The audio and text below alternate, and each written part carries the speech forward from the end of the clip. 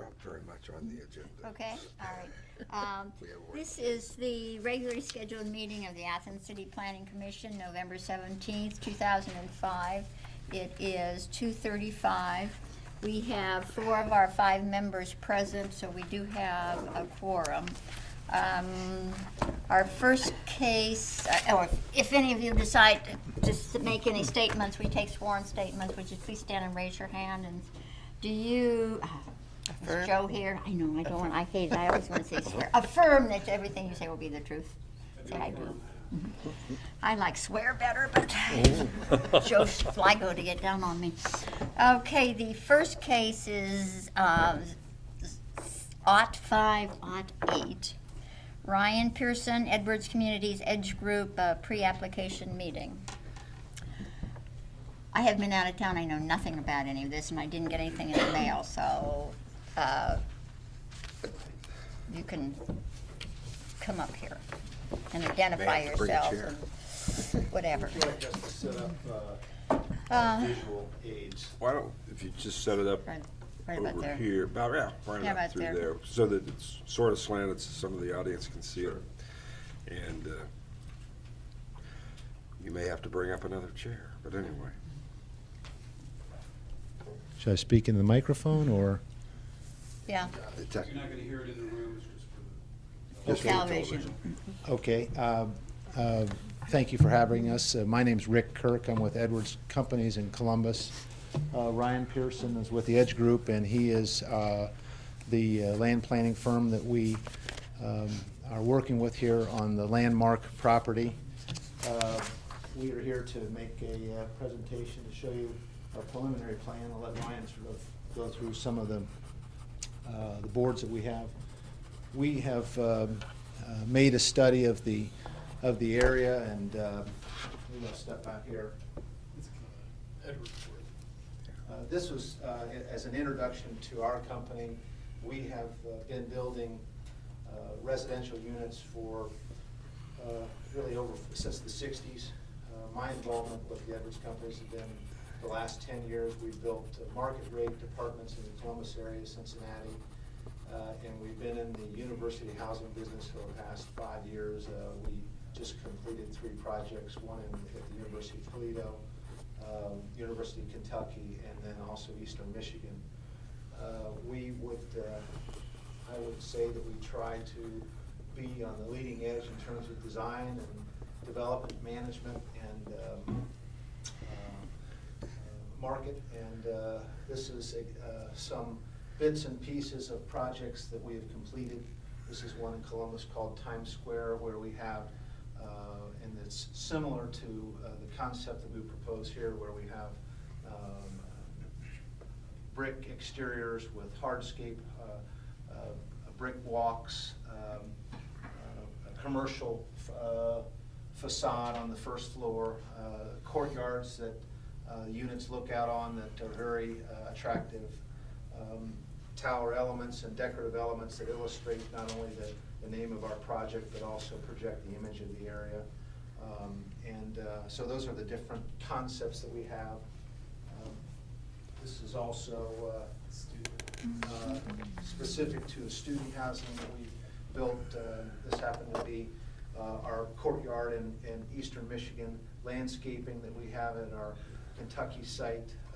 Tower elements, this happened to be a piece that we built because our Eastern Michigan project, each project that we build, we go into the area and try and take architectural elements of the area. This was in an area called Depot Town, which is an old train station, so we built this this facade that was reminiscent of the old steel watering facilities for trains. We tore down an old paper mill, which was called Peninsula Paper, so we saved the 100-year-old smokestack, and then we developed a sign as our identification for our leasing facility and club facility that was reminiscent of the old Peninsula Paper. Inside, this is some of our exercise facilities. We happen to have a theater, and these are some of our different kinds of layouts that we have in terms of the furnishings. We do provide fully furnished units, and we would be, in all of these markets, we've been on the high end of what is existed in the market. Similar to the conditions that we have here, we build with really what are the common amenities today with what we think the common amenities, one bath, each person has their own bath, own closet, cable television, internet facilities, security in terms of panic alarms, and it's really more home style and apartment living than it is what we would typically call dormitory living. Ryan's done a study of the existing buildings, and there are a number of challenges in terms of this site, but these are some of the existing old structures and that Ryan can comment on more than I can. I think one thing that Rick left out, I'm Ryan Pearson from the Edge Group. One thing that Rick left out is in all three of the student housing developments that they've done that are completed, each one was a brownfield and needed some sort of cleanup. Toledo was an Owens Corning site that was capped in the parking lot. The Peninsula Paper was a paper company that had some environmental issues. Yes.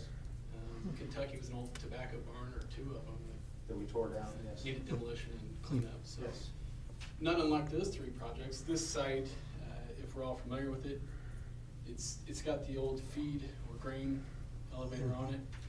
It's got the IGA, and there's a second site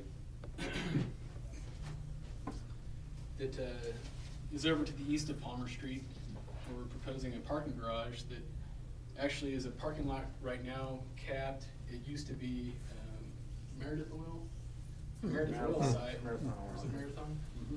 Mm-hmm. That also has some environmental issues to it as well.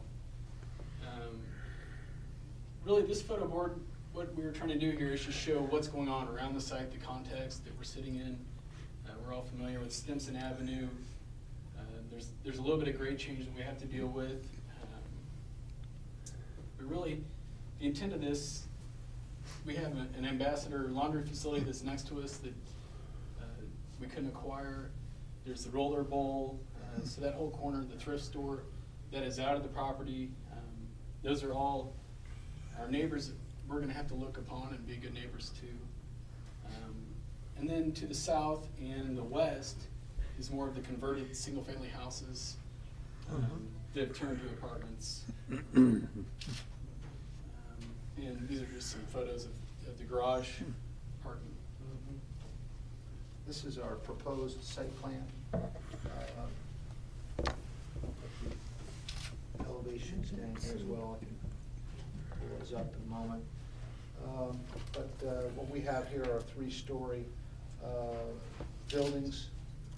We have a parking structure that is located over here. We're complying with attempting to comply. I think we're a hair off of the one space per bedroom requirement that the city has. One of the features that we're going to try and focus upon is to help begin a renovation of Stimson Avenue, if you will, in terms of hardscape and landscape, lighting, and those were some of the photos I showed you earlier. We think that this will be a focal point. It happens to be in a high spot. There is some topographic grade to deal with in terms of the site, but we want to make this the focal point, and then also try and set a standard here along Stimson in terms of the street lighting. We do have some parallel parking, and I think that one of the features here is trying to develop a pedestrian friendly development that would encourage walking, and that's one of the reasons for the use of the parking garage. It's a little more environmentally friendly in terms of allowing us green space. As Ryan mentioned, this does have some existing contamination issues, makes it appropriate for a parking garage. I did gloss over that. I may have to shake my head, but I've had extensive experience on brownfield remediation, and luckily it's been successful. Not sure if it would be, this would be a brownfield site at all, but I have had completed residential projects on old gas stations, and there are methods to successfully handle that today. And one of the appropriate things is to probably cap and keep the contamination contained, and so that's one of the reasons that the parking structure would work well. Elevations, we extensive use of brick, colonial design, Georgian design, trying to have a commercial look along this facade that's up at the corners of Stimson. High feature here that would be a tower, and eventually when we come up with a name for the project, probably a project identification. But this does not show a streetlight plan, but we would like to begin and try and develop and work with your team to set a standard of streetscape for Stimson Avenue, which we think that we could do a good job of beginning rebirth, if you will, along there. This is the other intersection, one of the elevations there. Ryan, anything I might have forgotten? I think so. We're excited about it. I mean, it's a good project. It seems like the site fits this need or this use. For the bigger picture, it's you have the Near East neighborhood to the north. Stimson Avenue is kind of a transition where a break point to that neighborhood. You have the campus to the south. You have uptown, the Stimson quarter. Everything's about a 5-minute walk from the site. Really, we think it's a great use for that site. Any questions? Yeah, could you go back to the other, Sure. the last one? This one? Yeah. I guess a couple of my thoughts, because this is just our preliminary thoughts of things, is there any parking at the housing sites? I mean, for unloading, when people go get groceries, they move in, move out. I just didn't know what kind of if there was any traffic vehicle through there, or if it was all on the peripheral. We do have a turnaround here. We've put our maintenance and trash facilities down here. We do have a turnaround here, and all of these corridors are pedestrian friendly. This is a turnaround here that will allow a drop-off area. In terms of actual design and engineering, we haven't gotten too deep into it, but this would be a drop-off area. This would be a drop-off area. That's what I think the intent is, you know, we have several different public streets that we can use to get around the buildings, and you can have some temporary or short-term parking. But we try to get some sort of a drop-off area over to the east side. We try to get one that's fairly central to the west side for some short, you know, like you said, to drop off your groceries, maybe a piece of furniture or whatnot. But then also what we're trying to propose is some on-street parking, pulling some parallel parking off of the drive lane and actually doing the curb and gutter, and trying to create a streetscape by utilizing the parallel parking as well. I mean, parallel parking gives you that separation between the pedestrian and the actual traveling vehicles. We don't know the logistics of all that just yet. Sure, we still need some engineering. That's what we're proposing. But we don't have parallel parking in that part of Stimson now. No, I think No. currently there's a lot of curb cuts and driveways coming in. I did notice that down the way, it seemed like down in front of the thrift store and maybe a little bit in front of the laundry, there was a little bit of parallel, but not much. But from the laundry on up to East State Street, there isn't any. Yeah. Correct. So would you do that by using part of your site to be parallel Yes, parking? currently, what we did is we left the actual travel lane on Stimson alone. We pulled the parking, the 10-foot wide parking space off into the right of way or into our site a little bit. And again, we were trying to do that for that the separation between the pedestrian and the vehicle, as well as getting some drop-off areas and some parking for people who want to stop in and try to lease a unit or a visitor. We've had good success with parallel parking and establishing buildings that are tight to a right-of-way, and with some of these other projects that I showed you, and establishing that streetscape. This is a small photo, but it is an illustration where we have taken these buildings and then dropped them into the corner there, and if I can show the audience, but I might bring it over so you can see a little closer. But that's actually our proposed building, and you can see what it might look like. I think that's looking down towards Stimson, isn't it? Yeah, Yes. from Yeah. Carpenter. So, Yeah. you know, it seems to fit in there. Oh, it's fine as far as, Yeah. my Aesthetically. concern was the, not cutting down the driving Right. space on Stimson. How intrusive is the garage gonna look like? Well,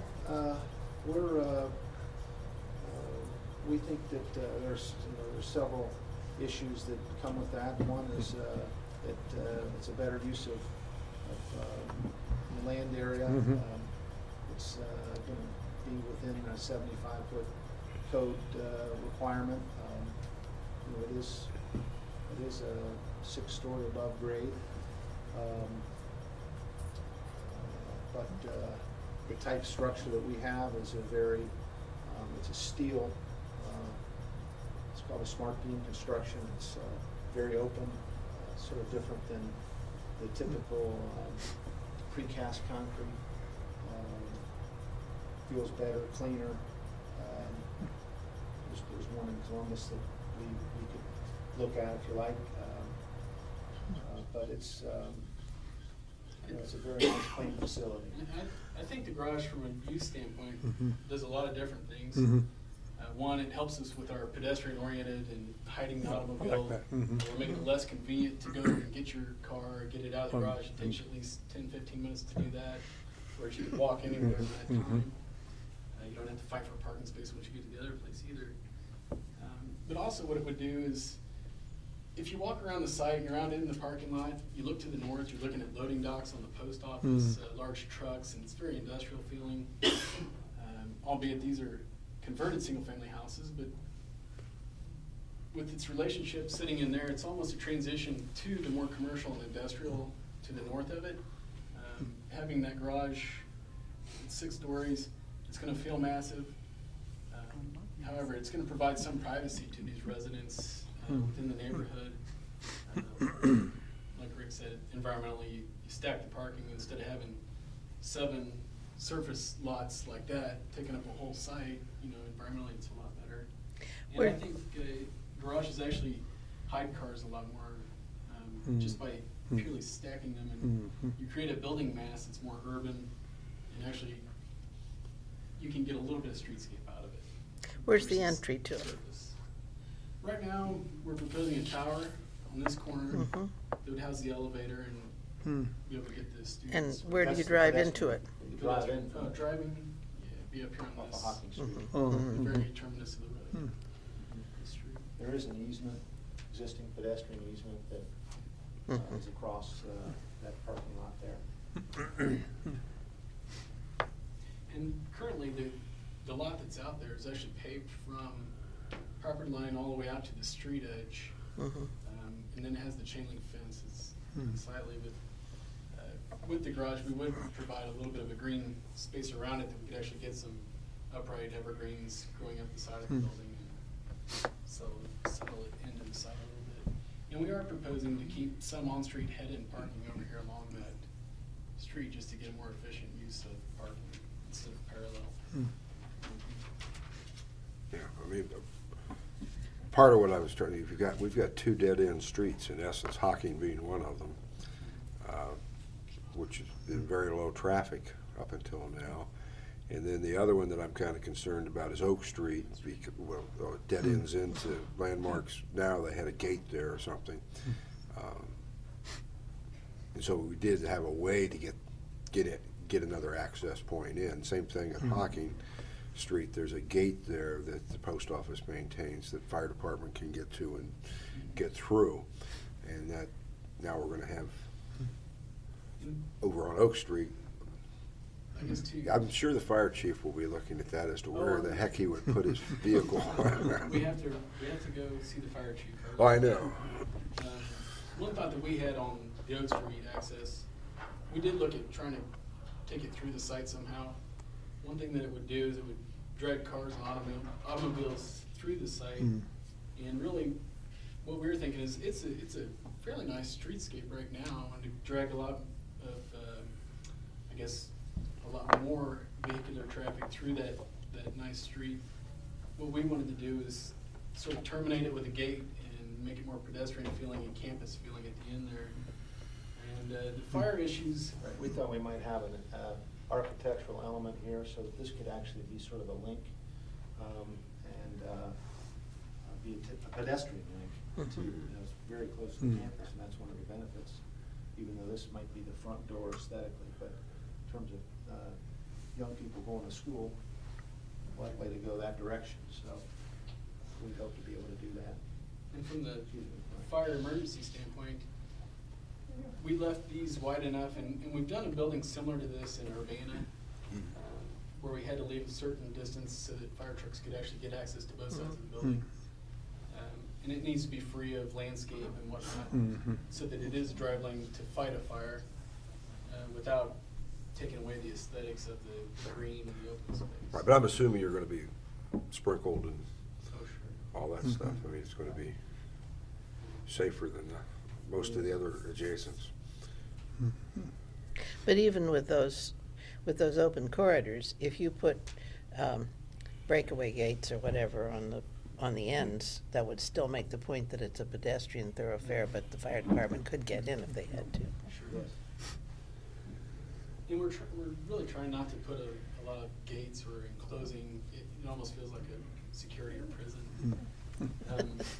But I really think if we have it green and we have it landscaped with the right materials, it'll feel pedestrian, very pedestrian. The scale of it, I think we're looking at like 35 feet or something between, I think it's 30 feet between buildings in there, so it's a really narrow, it'll feel very pedestrian. I have another question about the parking lot garage situation. Do you have to get an approval from the EPA about capping it and building on it? Yes, there'll be, I'll call it a remediation process that I've been through. It'd be, I've worked with environmental firm, geotechnical consultants out of Columbus, and so there's a detailed process that you go through in terms of not only application, but we'll very soon we'll begin soil borings to determine the level of the word I use is contamination. Right. There's a lot of things how contaminated. I mean, so you test those things out, and there's different levels of sometimes you can cap it, sometimes you can bury it, sometimes you have to haul it off to a sanitary landfill. So there's a process, and luckily there's a process that state agencies and EPA recognize now. So we're not having to reinvent it, but we'll just follow it. But the last project we had, I literally had over 1,000 pages of documents because we had hazardous, we had non-hazardous, we had arsenic, there was contaminations, and so there's a process, but you can go through it. So that will be something that I'll begin immediately. We'll probably want to see some degree of a lighting plan for it at some point, because since it's going to be all pedestrian, don't want too many dark areas, and you don't either for the tenants. Their firm, But a sidewalk plan is in that is good. How many people are you, is it on there? I can't see from here. Is it written on there? I can't see it. It is. 581 beds for residents. Who's going to live there? it says on there, Ohio University landmark student, does that mean that this is an actual function of in partnership with the university, or are you just calling it that? We just made that up for today's meeting. But, Right, no.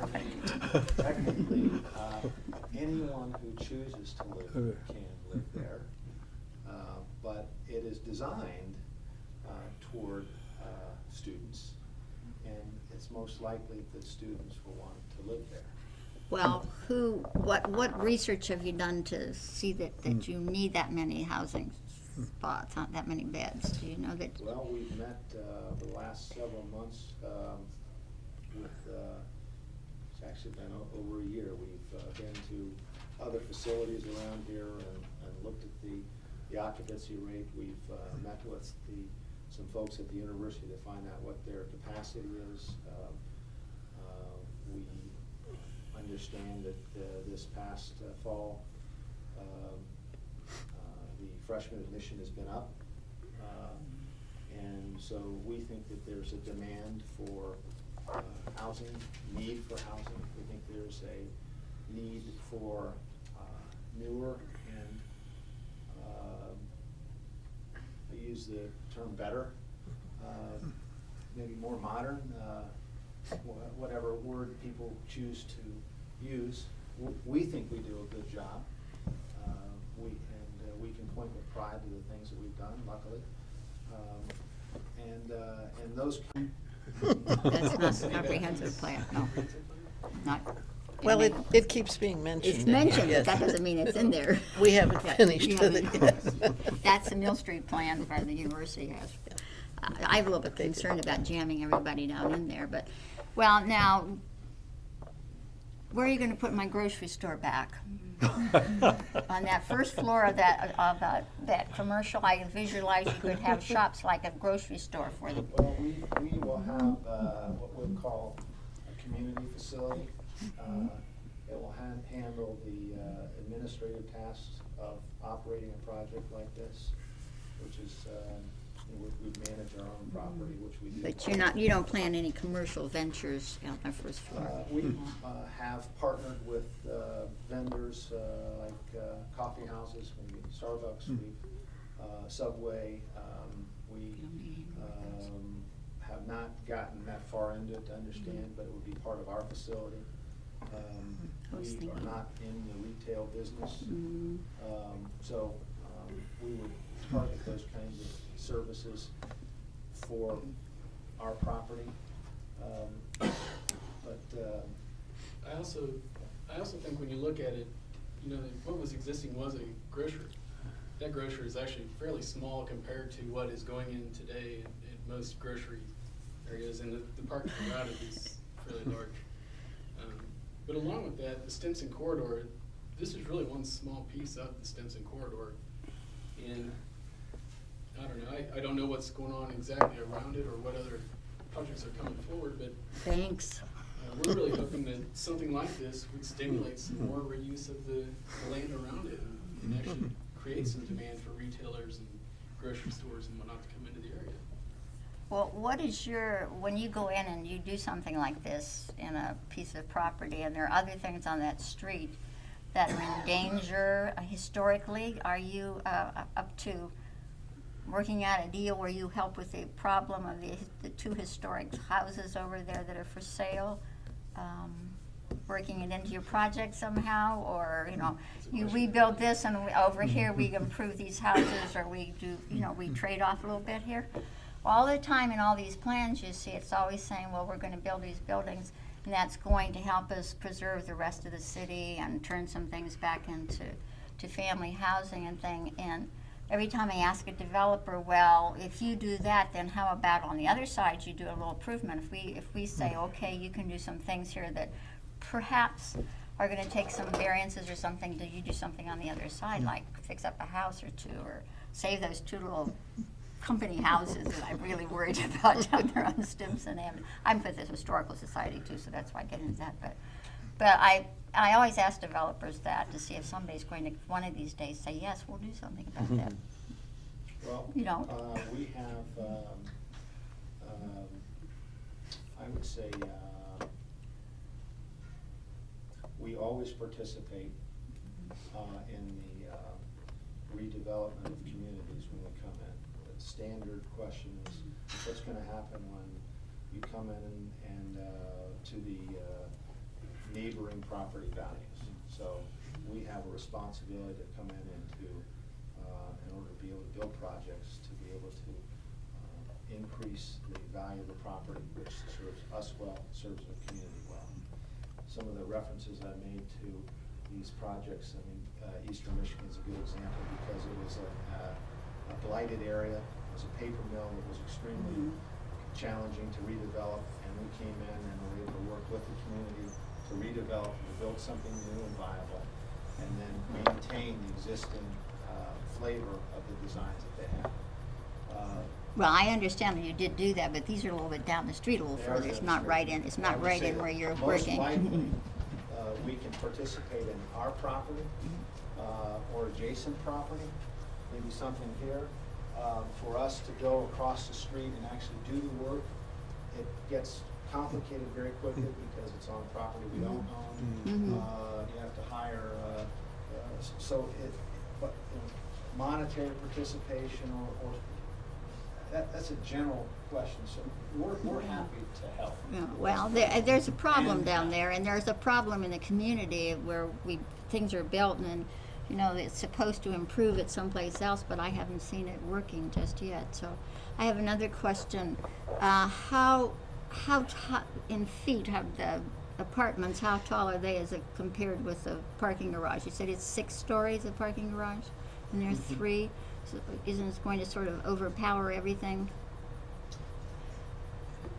This would be a 3-story, I think, 4, 5, probably somewhere in that range. For that?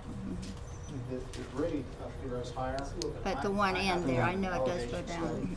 study. I think the actual floor to ceiling ratio on the garage might be a little bit lower than what's done in The house. most structures, buildings. Not common. You don't make your parking garage look like your buildings? I don't know. You describe what, I don't know what you meant by the kind of parking garage you said it was. Some construct. I don't, that doesn't mean anything to me, what it looks like. But I find every town I've ever been to, when they take a parking garage and they really put the outside and make it look like it's one of the buildings around there, and it's not offensive, but when you go in and it's definitely a parking garage, it's a parking garage. I think our city parking garage could use some outside work. Sorry. But, you know, I would visualize, I would be more, find that much nicer if the parking garage looked like one of the apartment buildings. And it can be done. They do it in other cities. I've seen it done, so. Even though those are converted houses, they're still places where people live. They're their homes when they're on campus, and it just seems to me that even though there is that other, you go into the manufacturing down there, a parking lot that's just a ground level is not nearly as offensive as I find a 6-story parking garage really a little bit difficult to take in the neighborhood. I live up in that neighborhood, but up the other way. I mean, that wouldn't, I'd be able to see it out my window probably. Well, on the other hand, if you're talking about 580 parking spaces, all on the ground level, you're talking No. 3 or 4 acres. Well, I feel, you know, I think maybe it's too big for where it is. I think there are too many people going to be jammed in there. This is what I find difficult. It seems like an awful lot of people to jam into. That's not a very big area there, actually. When you walk down there, in the drawing it looks fine, but when you walk down there, that's not a very big space.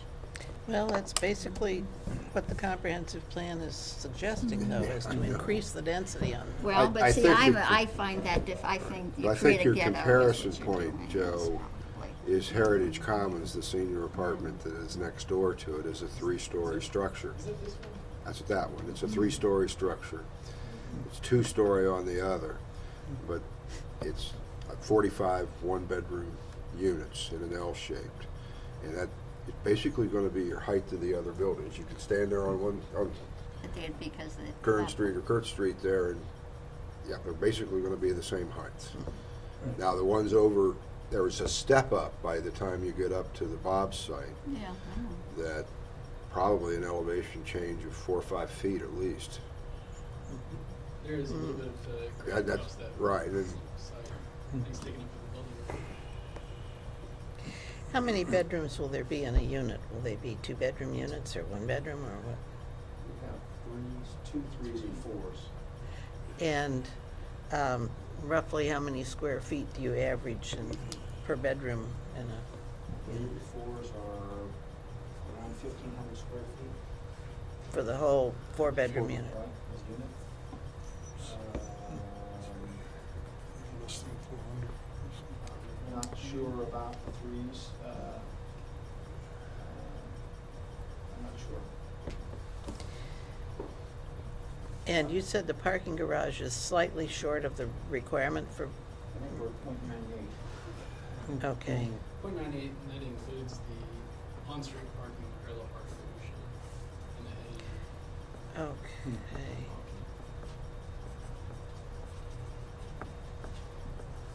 If I may, give you my opinion about density. Density is a double-edged sword, always has been.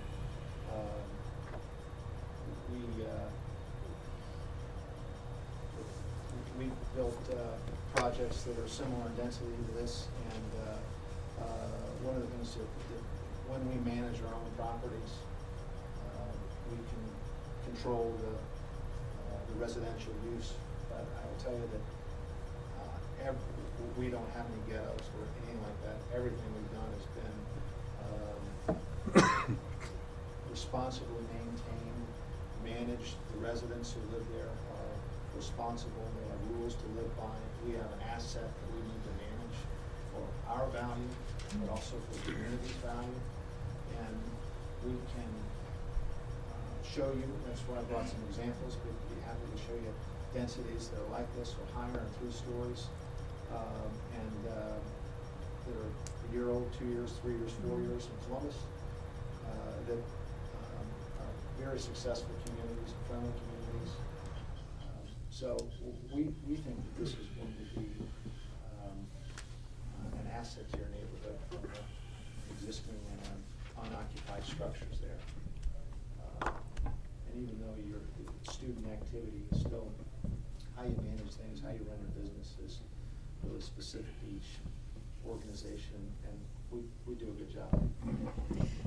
I've got a couple more questions. First of all, are there going to be elevators in the buildings? Nope, there are 3-story walk-up. Okay. The next question is, you are going to manage them, right, after Yes. it's built? Yes. And what provisions do you have for security? When you push a panic button, who comes? Several things. The panic button will be, first of all, the fire suppression system will have a 24-hour, 7-day-a-week monitoring service. So if anything happens to the fire suppression, more than just a line going off, dropping pressure, freezing, those kinds of things, we have a monitoring service that notifies us and the local police station. So I haven't contacted or even looked into the local monitoring, but I'm quite sure that it'll be in conjunction with local police. Also we have our own service. We have emergency folks. Usually we have an on-site manager. We have after-hours maintenance that folks carry a beeper and or a cell phone, and so those are generally the first. Someone's on call, so when something happens, they get a phone call, and they're the first person there when there's any kind of activity. Yeah, well, the on-site management was one of the things that I was We interested have in. on-site management. We usually have all of our previous properties. We have there's a local police support that we invite and to live in one of our units. Usually give some sort of a financial incentives for someone to live there. So after hours, they walk the property, those kinds of things. We would have several residents that would be have off after hours services that to help make sure that people are responsible and to call if someone wants to a young one wants to be walked home late at night from the library or those kinds of things. So those are all part of the service that we provide to our residents. I think we need also probably to hear about it a little bit at some future presentation as to concern a little bit about security and vandalism in the parking garage. It's sort of going to be out there by itself, because as I look at your surrounding neighbors, not a whole lot of activity at the post office at night. Same thing, you got a big parking lot, bank, rollerboat parking. I mean, other than those few homes on the right of it and before you get to it, it's really just kind of an open area. Yes. And of course, the skateboarders may like you. I don't know.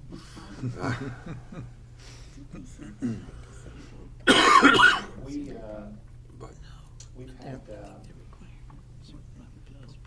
in Michigan, we are next to a very tough neighborhood. And I'm lucky to say that with the lighting that we have and with the buildings we have and with the on-site management, the level of vandalism is down significantly from what was existing before. So it's doesn't go to zero, but up there we found out, talked to the police department, got public information in terms of what kind of activities that were going on that we'd like to abate, and tried to focus on them, and have had some good success. Of course, with students, there's the common things of partying, and I'll tell you that we're to zero, but one of the ways we don't have balconies, so we don't have. I laughed about it because we had one project we did that. Another one said no balconies, so we don't have couches. No balcony, no couches. No balconies, we don't have couches flying off the balconies.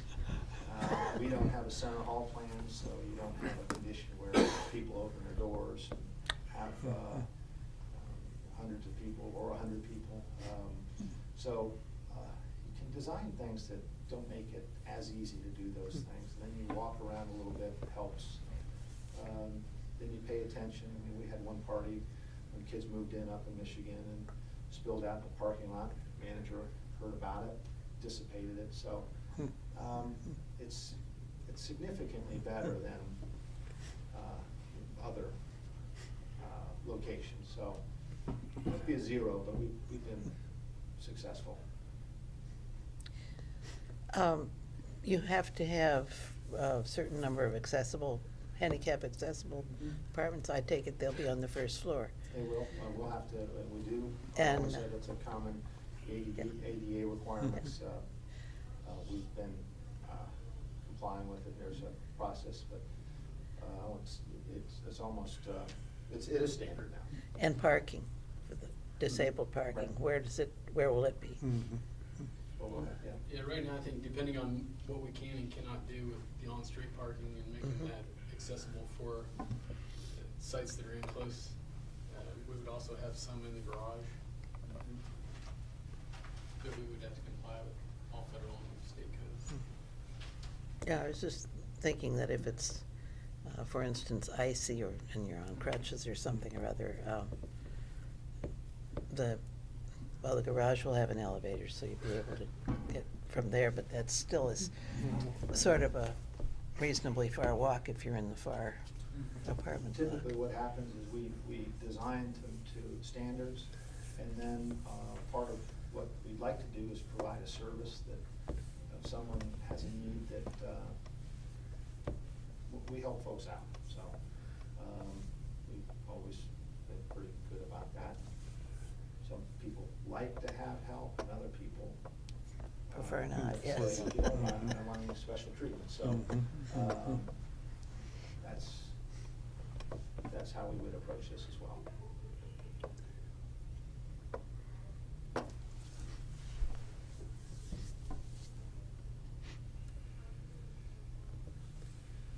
How about on-site recreational facilities? You know, what do you provide?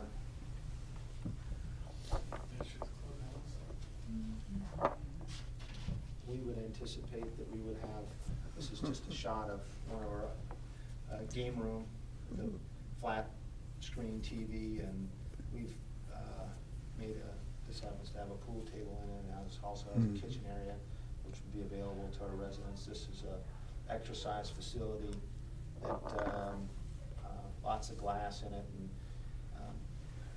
very friendly. We've had 10 to 30 screen, 30-seat movie screens that are free. People just reserve those. It's hard for me to describe it, but our facilities are extremely friendly. They're have what I call a hip design, and they're a fun place to hang out, which we really want to encourage young people to hang out, because it means that they're having a nice time living where they are. We would have an exceptional facility. Laundry facilities in the apartments or done? Each unit would have its own washer and dryer. I'm not sure on the technicalities of how we've got 3 different zones involved in the properties that you've got, if I recall, because I think the Hawking Street property where the parking lot is an R3, where parking lots are permitted, et cetera, but there probably would be a height variance have to be requested. I don't know if there'd be any others. Then Landmark land is in a manufacturing zone, and Bob's is in a B3. And I assume those two you combine together and go for a planned unit development concept. I don't know how to treat Well, the thought was the other one, we would have to do whether the maybe. designation over all 3 pieces. Yeah, well, I don't know. Because the garage services. Can you when they're not contiguous? That was what was holding me back from saying that, is I didn't know if not being contiguous made it different. We'll let the zoning administrator, Steve, will deal with that one. But I just wanted those listening probably to know that there's some of the reason maybe that we may have variance, because like you have to go to a PUD because manufacturing does not allow residential. Right. That's correct. And the B3 allows residential, but only on the 2nd floor and above. So you have to, unless you're rezoning all this property, you have to go to a PUD. But with the other structure, it probably meets the requirement of 250 or whatever it is feet from the other property, that's in the zoning codes. But I don't know if that would have to be included in the PUD, but you'd want to do something that ties it to the other property, that you can't just, somebody 20 years from now sell off the garage. In the code about seeing the deed restrictions. You're right, there was. Because I don't want to get in, we're not to the stage to get into all of the details yet. But I think part of the purpose of this meeting is just to get the initial thoughts and what questions are running through the planning commission members' minds.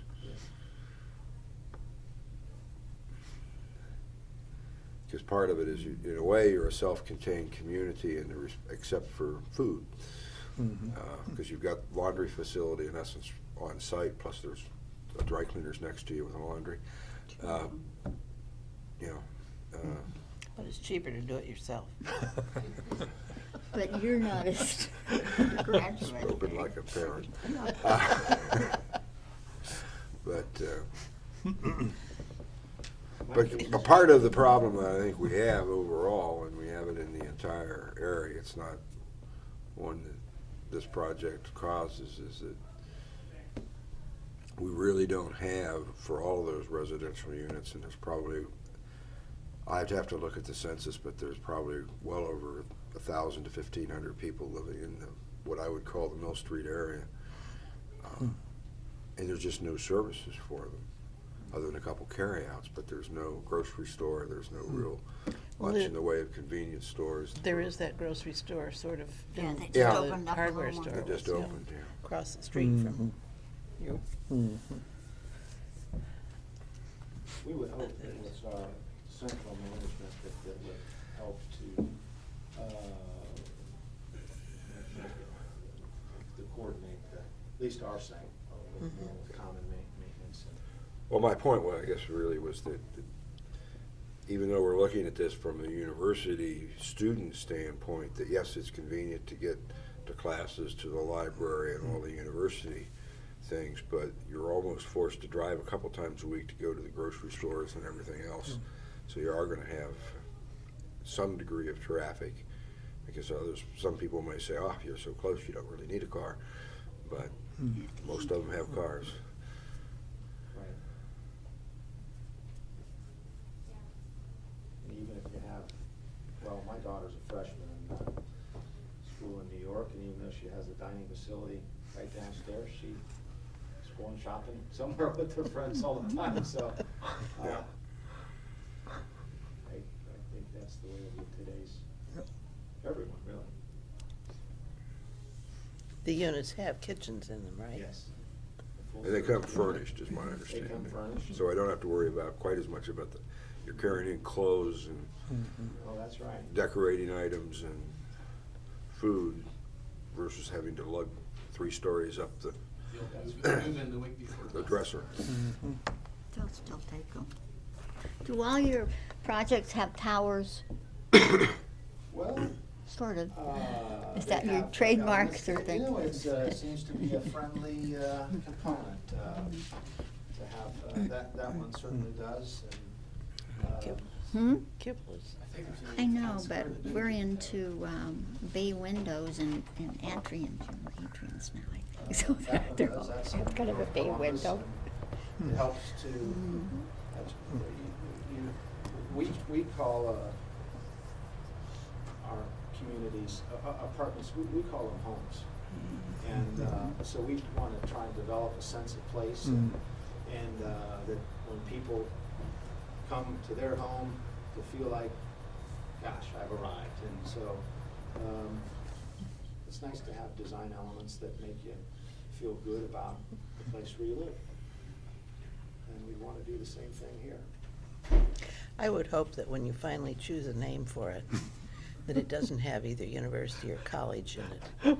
That you call it, you know, Landmark Homes or something like that. Ryan but- asked me about that, and I thought, gee, I hope that Landmark doesn't have some horrible connotation memory in town, but I said, we'll have to find out. No, it's just So- where you go to get birdseed and. If farmers go there, that's what brings to mind. They always took their things there, Where were the brick plants in relationship to where all this where is? the post office is. Okay.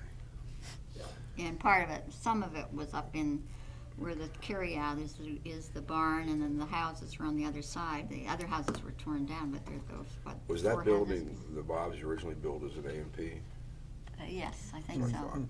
Mhm. back in the? Whether it was built as one, it was an A and P. I It know was- it I was. think it was I don't built- know I if think it was one, built as an because I would A&P. assume it'd be late 40s, early 50s at that would be kind of. But I have the historian right next to me, so I It was thought built I could there, ask. it was built, there were 2 sides to it, and they had one and then they added on, but it was always an A&P. Okay. Yeah, well, A successful name would evoke warm Mm-hmm. feelings, so that's what we. my concern is there are so many different Things with university and things with college in the name. university and then something like a terrace or a campus. I have to think of the campus difference something between or other University else. Commons and University Courtyard and University Estates, and Campus edge. it gets confusing. Could be the. Zero projects have had university, Yeah, camps and quarters, Newtown Crossing. could be the landmark. Yeah. Uh, That's fine. We'll work With on the big it. L symbol, we don't even have to work on it. Okay. Sure, you have many more questions, anything you think of today, I'm happy to answer. We do want to work with you folks, and that's what makes a successful project, and so that we can become good neighbors, which is what we've done in the past, and part of the reason we've had nice projects.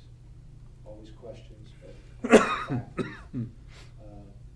can, you can call the neighbors where we've been, we've been very responsible. Okay, does anybody have a question, anybody want to ask anything? Okay, you have your hand up? She has her hand up. Can you get near a mic? Yes, you do. Unless you have a portable mic on. Show up there soon.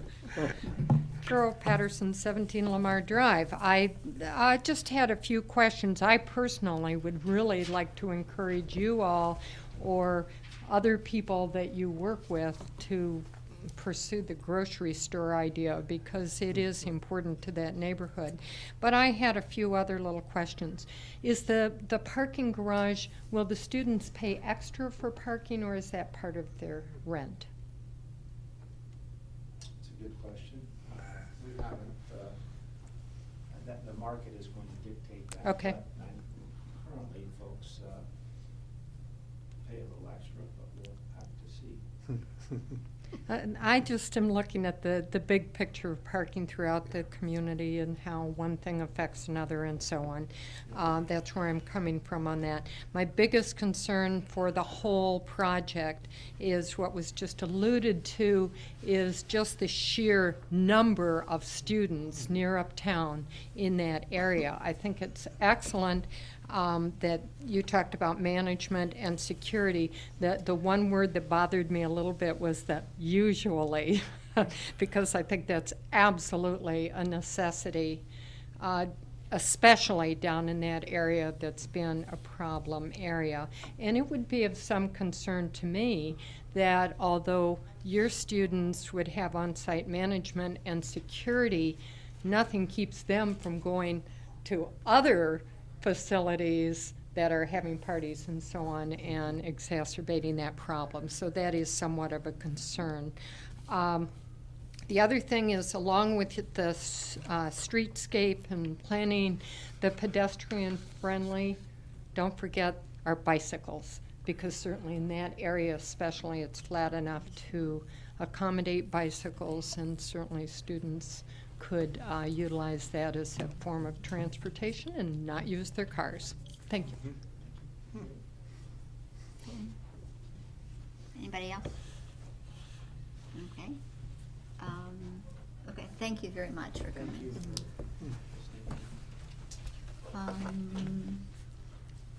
Since Melissa isn't here, I don't know if we got any communications. Did you? There were none On in. this project, can I give you just some? Yeah, if Oh, you sure, want to, yes. yeah, Mhm. yeah. I think that we're gonna have to go through. My name's Steve Pearson. I'm the zoning administrator for the city. Ray Hazlett, the Assistant Service Safety Director, and I had a meeting last week with the developers, and we saw these preliminary plans, and I started thinking about the procedure and how long this might take and what kind of variances might be necessary, those kinds of things.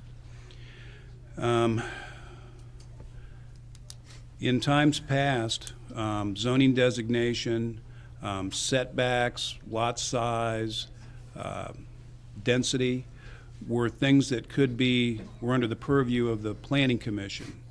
They could grant variances from those things. But recently, Council revised two sections of the PUD regulations. One was that whatever the strictest code was that could apply would be applied. And also that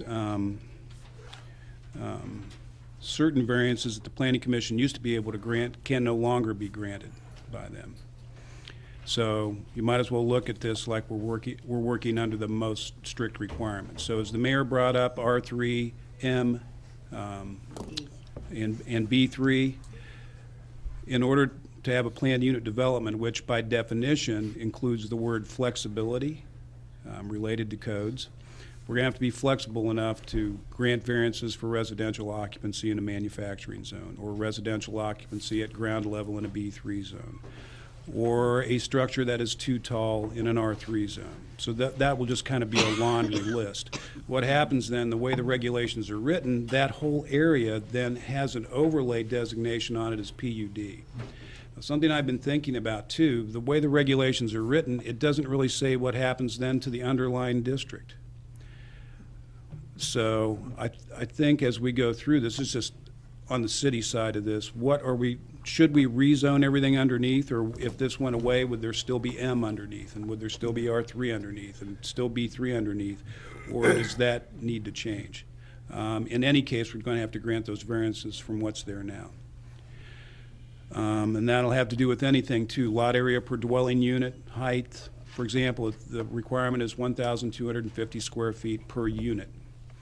So I just roughly today figured up 3.5 acres approximately at the site, divided that by the 1,250, and it comes out to 120 units. So, but those are all things, when the detail comes out a little later on, that whole laundry list of things will be exposed. Procedurally now, the next thing that happens is the possibility for a preliminary approval. Now, the way the regulations are set up, there has to be a 14-day prior notice that the information is available for public viewing. Now, that's not the same, though, as the public hearing. Whenever the preliminary information is submitted, 14-day prior notice. Now, that can be done in the newspaper if there are more than 10 property owners within 500 feet, which is the case. And to do that, we have to have the information in hand in order to tell the public that it's available to look at about 18 days in advance. So we're talking, there could not be a consideration for preliminary approval at the next Planning Commission meeting on the 1st. There could possibly be on the 15th if the information required under the preliminary plan application requirements is submitted. There are 15 items that have to be submitted. One of those items is any information required by the Planning Commission, which I believe you discussed some of them today, some additional information you might want to see. That's in addition to those things that are required. So there is the possibility that there could be a 14-day prior notice before the 15th of December, and then the possibility of a preliminary approval on that date. It all just depends on how quickly I get the information back in. And I'm not doing this necessarily to say I want the project to move quickly or slowly. I'm just trying to help it along as best I can. After that, before final approval can be given, you have to hold a public hearing. You actually have to hold a public hearing. So there's the public document display, pre-notification, and there's the public hearing that's a little later. Has to be accomplished before final. But then there's a whole list of items under final application that are in addition to those at preliminary. So there is a window of time. I've had a lot of people ask me even today how long this could take or how quickly it could happen. So that's kind of why I'm laying this out. You know, a lot of times, seems like every time that I end up in a legal situation, the first challenge is on procedure, not on content. So that's why I'm just kind of laying out the kinds of things that'll have to be done as we go along. And then it's just the recommendation of the Planning Commission to Council, and then there's a whole other set of requirements that Council then has to go through. So. And that was kind of in response to the mayor's 3 different zones, garage height, lot coverage. We haven't done a PUD since, I don't believe, since the change came in, the underlying zone restrictions. I don't believe that we have. So this is totally new ground for the Planning Commission to say. Exactly. How do you apply zoning code to PUDs, which are supposed to be flexible, to zoning codes that aren't flexible? Right. Or to And it's sort of subdivision like, regulations that say the most restrictive will apply. So, and now that you have 3 classifications of zones in this one PUD, I mean, what is considered the most restrictive? Lord knows. I'm still bothered by the fact that the parcels of the PUD are not contiguous, and that if you do an overlay, you're swooping in some other property that isn't part of it into whatever that overlay represents. Well, that's why I was asking the question, do you need to actually have the parking garage as part of the PUD? Since it's in an R3, maybe we can look at that to see, can that be a stand? But then by the approval of the variances and everything else, you've got to have it deed, you have to tie it totally to the other project. Right. You know, yeah, the it zoning can't code be allows sold to anybody else. What our also concern is that the reason and intent of the parking requirement per unit and per bedroom is that those tenants actually park there. That because if somebody wants to come in and say, oh, and if you want parking, it's extra $200 a quarter, and And to go out a and quarter of a park on the mile, street. you know, a Park little on the ways street. away, it's half that. I mean, we're defeating ourselves by having the parking requirement. I mean, it The way has the to be- zoning code is written right now, it just says that parking can be on site, or it can be deed restricted on property in the same ownership within 250 feet. Right. Um, But Carol Patterson brought up the interesting question. I don't think there's anywhere in the code that actually says, you know, you're required to use that as your Right. parking. It's an existing citywide problem that we have Yeah. now. Oh, I know think it that's is. what Ms. Patterson is alluding But to. we haven't had 6-story parking garages other than our own. If they don't park there, Before. then can they rent out those places to other people for parking? You We bring that don't in. really have any strict written Well- regulations right now, but we do have this, But see what that's why we was- have a PUD review process. But what I guess I'm trying to make an analogy to is that when River Park Towers was before us and wanted 120 units of one-bedroom in efficiency, because of the size of the things, I think they were required to provide 2 parking spaces per unit. Right. So that means only 120 one-bedroom inefficiencies had to have 240 parking lots, parking. Spaces. This was before some of the landscape code came in, and they had this long strip going down by their thing, remember, to get to their numbers, so that they did not ask for a variance. I asked some people from there, what do you do with all that parking? Oh, we rent it out to other people who live in the greens. I mean, it's just another source of income for them, because they had, I think, out of that 120, they had maybe 4 apartments that actually had a couple residing in them. So that reality, they had 124 people living in the 124 units with 240 parking spaces. It didn't make a whole lot of sense to me. Enough for a party. Yeah.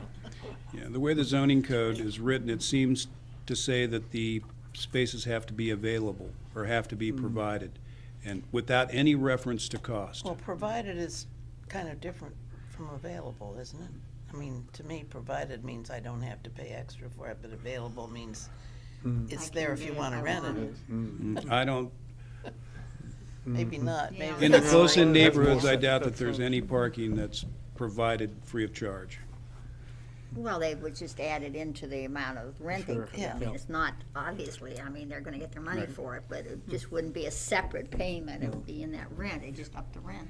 Right. The thing is, though, if it is, I think as was mentioned too, if it is tied in, then someone may be paying for a space who does not own a vehicle. And I would think that a project like this, and a lot of what I've seen from the draft comprehensive plan, is that we want to discourage the use of vehicles, which to me would, in some cases where we have a pedestrian close area, also want to discourage even the ownership of vehicles. But I suppose that's just, But they have to get to Myself. Athens, Steve. right, but they don't have to, I suppose it would have been an interesting question or a poll to put out how many students actually own a vehicle. A lot of them do, I don't think all of them do, but that's a whole, Well, there are That's those a who whole have different issue. two. I had a but I think as the boy mayor next brought door up though with too, two. right now what we have is even for a one-bedroom place, you have to have 2 parking spots. In this case, I'm sure there's gonna be fewer units than half of whatever the parking garage will contain. So it's a minimum of 2 per unit or 1 for permitted occupant, one or the other.